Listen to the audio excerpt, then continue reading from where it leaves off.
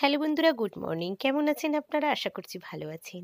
আমরাও বেশ ভালোই আছি। আজ হচ্ছে বৃহস্পতিবার, আর পৌষ মাসের প্রথম ধানের লক্ষ্মী পুজোটাই কিন্তু আজ আমার বাড়ি হতে চলেছে। আর এখানে দেখতেই পাচ্ছ সমস্ত জোগাড়জাতি হয়ে গেছে, তবে ঠাকুরমশাই কিন্তু এখনো আসেনি। ঠাকুরমশাই আসার কথা ছিল সকাল ৯টায়, কিন্তু ৯টা বেজে গেছে। তাই অনেকক্ষণ অপেক্ষা করার পর কিন্তু হাজব্যান্ড চলে গেছে একটু বাজারের দিকে, আর আমিও চলে এসেছি কিচেনে। যদিও জোগাড়জাতি সবটাই কিন্তু আমার শ্বশুরমশাই এবং দিদিভাই এরাই সকাল থেকে উঠে করেছে। তো বুঝতেই পারছো যে শীতকালে সকালবেলা উঠে স্নান করে ঠাকুরের পুজো করাটা বেশ কষ্টকর, কিন্তু প্রথম ধানের লক্ষ্মী পুজো পৌষ মাসে সেটা তো করতেই হবে। আর শাশুড়ি মা যখন ছিলেন উনি করতেন, আর এখন সমস্ত দায়িত্বটা হচ্ছে দিদি ভাইয়ের উপর। মানে পুজো আচ্ছার করা, জোগাড়জাতি করা সবটাই কিন্তু ওরাই করে। ততটা ভার কিন্তু এখনো পর্যন্ত আমার উপর আসেনি, তার কারণ আমি এই বাড়ির ছোট বউ। তাই এখনো পর্যন্ত বলতে পারো সেই দায়িত্বটা কিন্তু আমার ঘাড়ে নেই। তাই আমি একটু দায়িত্ব থেকে দূরেই আছি। তবে ঠাকুরের যেহেতু পুজো, কাছাকাছি তো থাকতেই হবে। তো যাই হোক, এখন যেহেতু অনেকটাই দেরি হয়ে গেছে আর হাজব্যান্ড যাবে অফিসে, ছেলেরা সবাই কিন্তু অফিসে যাবে, তো একটু রান্নাবান্না তো করতেই হবে। তবে হাজব্যান্ড আজকে বলেছিল যে কোনো কিছুই করতে হবে না, আমি বাইরে কিছু খেয়ে নেব। তবে অন্য দিনটা হলে কিন্তু মানতাম, যেহেতু আজকে পুজো, বাইরে কোনো কিছুই খাওয়া যাবে না। তাই ভাবলাম চলো কিছু তো একটু বানিয়ে দিতেই হবে। তাই দেখো ছোট ছোট করে পটল আলু কেটে একটা, বলতে পারো আলু আর পটলের ছেচকি বানাচ্ছি সকালে টিফিনের জন্য। আর এদিকে দেখো শিম আলু সিদ্ধই দিয়ে দিয়েছি, আর এর মধ্যে পরিমাণ মতো নুন। আর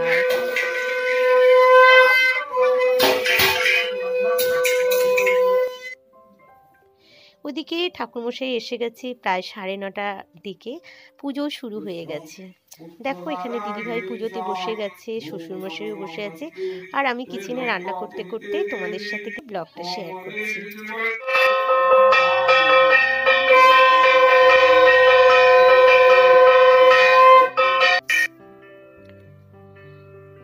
তো আজকে কিন্তু আমাদের বাড়িতে এভাবেই খাওয়া দাওয়া হয়, এরকম সিদ্ধ ভাত, কোনো রকম ননভেজ খাওয়া যাবে না। এখানে পাঁপড় ভাজা, বড়ি ভাজা করেছি, আর দেখো মুগের ডাল ছড়িয়ে আলু সিদ্ধ দিয়ে ভাত, ঘি, এগুলো হাজব্যান্ডকে খেতে দিয়েছি। আর এদিকেও টিফিনটাও কিন্তু দেখো আমি ফাইনালি রেডি করে নিয়েছি।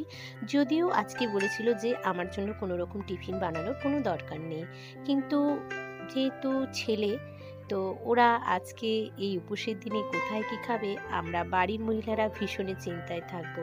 তাই ভাবলাম না বাবা, কোনো রকম টেনশন নেই, দরকার নেই। আর পুজো যখন আমাকে করতে হচ্ছে না, পুজোর ঝামেলা যখন সমস্ত দায়িত্ব ওদের, তখন আমি আমার টিফিনটা হাজব্যান্ডের জন্য রেডি করে নিই। এদিকে দেখো ওর আমি অফিসের লাঞ্চ বক্সটা কিন্তু ফাইনালি রেডি করে দিয়েছি। আর ও সকালবেলা বেরিয়েছিল, একটু মিষ্টি সমস্ত এনেছি। আর পুজোও হয়ে গেছে, দেখো এখানে শ্বশুরমশাই বসে গেছে সবাইকে মানে প্রসাদ দিতে, মানে আমাদের ফ্যামিলির আশেপাশে সবাইকে প্রসাদ দিতে হবে। আর ছেলের জন্য একটু এখানে প্যাটিস এই সমস্ত কিছু আনা হয়েছে, তার কারণ ওকেও আজকে সম্পূর্ণ কিন্তু ভেজ খেতে হবে। আর যে সমস্ত মিষ্টিগুলো আনা হয়েছিল সেগুলো কিন্তু আমি অন্য ডাব্বার মধ্যে শিফট করে দিয়েছি। পুজো হওয়ার পর সমস্ত বাসন ছাদে আনা হয়েছে, আর মাজাও হয়ে গেছে। কলা পাতাগুলো ছাদ থেকে ধোয়া হয়ে গেছে। আর দেখো আমাদের নিয়ম কিন্তু মা লক্ষ্মীকে এভাবেই ঠাকুরঘর থেকে এনে নিচে পেতেই কিন্তু পুজো করতে হয়। এটা আমার শাশুড়ি মায়ের আমল থেকে হয়ে আসছে, আর সেটা আমরাও করি। যেহেতু ঠাকুরঘরের প্যাসেজটা একটু ছোট, আর আমি স্নান টান সেরে চলে এসেছি। দেখো ডাল ভেজানো হয়েছে, ডালটা আমি মিক্সির মধ্যে বাটবো। এই যে মিক্সির বাটি এখানে নিয়ে নিয়েছি। আর শ্বশুরমশাই হচ্ছে রান্নাটা আজকে শ্বশুরমশাই করবে। আগে শাশুড়িমা করতো, কিন্তু এখন শ্বশুরমশাই ভালোবাসে এটা করতে। তো আমি এটা এখন বেটে শ্বশুরমশাইকে দেবো, আর তোমাদের সাথে।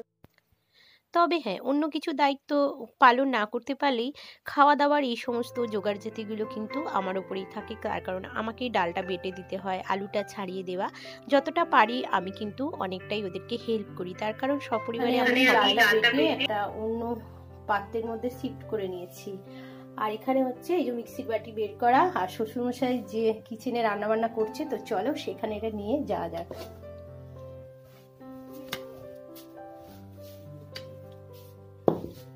আরে বসে গেছে পূজারি বাউন ঠাকুর, এই যে রান্না করছে। ভাত হবে, ঠাকুরের ভাত হবে, ডাল সেদ্ধ হবে, আলু দেওয়া আছে এতে।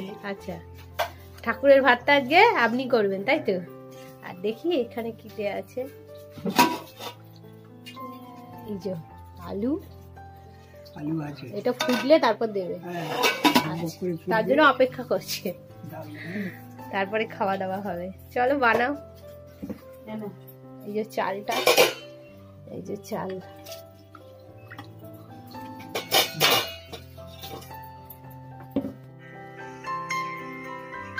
আজকে রান্নাটা শ্বশুরমশাই করবে। আর যখন শাশুড়ি মা ছিল উনি কিন্তু যত কষ্টই হোক না কেন দাঁড়িয়ে উনি রান্নাটা করতেন। বউদেরকে কিন্তু কোনো রকম এই ঠাকুরের রান্না করার ধারে কাছে আসতে দেয় না। তো শ্বশুরমশাইয়েরও এখনো ইচ্ছে যে এটা আমি করি, তাই দিদিভাই একটু জোগাড়জাতি করে দিচ্ছে আর আমিও করে দিয়ে এসেছি। প্রসাদটা আমার খাওয়া হয়নি, তার কারণ আমি সংসারের নানা কাজে ব্যস্ত ছিলাম, তাই রোদ্দুরের মধ্যে বসে বসে প্রসাদটা চলো খেয়ে নিই। এখন শীতকাল, একটু রোদ্দুরে বসতে সবারই ভালো লাগে। আর আজকে একটু ফ্রি আছি, তাই ভাবলাম যে একটু বসে প্রসাদটা খাই। এদিকে দেখো ঠাকুরের বাসনগুলো সমস্ত মাজা হয়ে গেছে, সব ঠাকুর ঘরের মধ্যে রেখে দেব।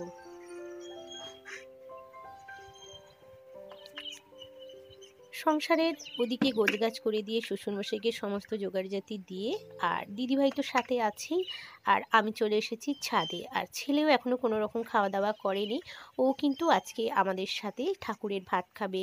যদিও ও কিন্তু ছোট থেকে কখনোই খায় না, তবে আগের বছর থেকে কিন্তু খাচ্ছে। আর এদিকে হাজব্যান্ডের কয়েকটা জামা কাপড় আজকে কেচেছি, তার কারণ আজকে রান্না বান্নার সেভাবে কোনো চাপ ছিল না। আর আজকে দুপুরে আমরা কিন্তু সপরিবারে এই মা লক্ষ্মীর প্রসাদই কিন্তু খাবো।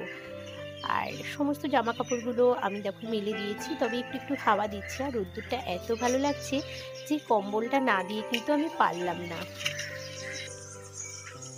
1 ঘন্টার মতো এটা থাকবে, তারপরে আবার তুলে নেব। আর রোদ্দুরটা যেহেতু আছে আর আজকে বেলাটাও খুব একটা হয়নি, এখন মোটামুটি প্রায় বলতে পারো দুপুর 1টা বাজে। আর আমার মোটামুটি সংসারের সমস্ত কাজকর্ম, স্নান সব কিছুই হয়ে গেছে। আর তাই ভাবলাম যে সংসারের টুকিটাকি কাজগুলো সেরে নিই। ঠাকুরের বাসনগুলো মেজে শুকানো হয়ে গেছে, আর জামা কাপড়গুলো সমস্ত কিছু মেলে দিলাম। এরপর শুধু আছে আমাদের খাওয়া দাওয়ার পালা। আর আজকে লক্ষ্মী পুজোর দিনটা কিভাবে কাটলো, আলু আর ডাল একদম রেডি। দেখো, ও দাদু রান্না করছে, আজকে আমরা খাবো। হয়ে গেছে রেডি? চলো। তো দেখো, এই যে সিঁড়ির ওপরে আমাদের হচ্ছে ছোট্ট একটা ঠাকুর ঘর, আর মা লক্ষ্মী বসে আছে। ছোটোখাটোর মধ্যে আমরা যেভাবে পেরেছি দেখো গুছিয়ে গেছি, রেখেছি। আর আজকে পৌষ মাসের প্রথম ধানের লক্ষ্মী পুজোর দিন আমাদের সকাল থেকে কিভাবে কাটলো, খাওয়া দাওয়া সবটাই কিন্তু আপনাদের সাথে শেয়ার করছি। তো এখানে দেখো রান্নাবান্না মোটামুটি হয়ে গেছে, সব কিছু পরিবেশনও করা হয়ে গেছে। আর এই পুজোর দিন কিন্তু কোনো রকম প্রসাদ বাইরে দেওয়ার আমাদের নিয়ম নেই, তাই আমাদের বাড়ির ফ্যামিলির মানে শ্বশুরমশাইয়ের বৌমা, ভাইজি সবাই এসেছে, সবাই সপরিবারে একসাথে আমরা খাওয়া দাওয়া করব। আর এদিকে দেখো সন্ধেবেলা দিদিভাই বসে গেছে ঠাকুরের বই পড়তে, মানে লক্ষ্মী পাঁচালী। তো চলো বন্ধুরা, আজকে ছোট্ট একটা ব্লগ আপনাদের সাথে শেয়ার করলাম। কেমন লাগলো অবশ্যই জানাবে, ভালো লাগলে লাইক করে এবং সাবস্ক্রাইব করে পাশে থেকো।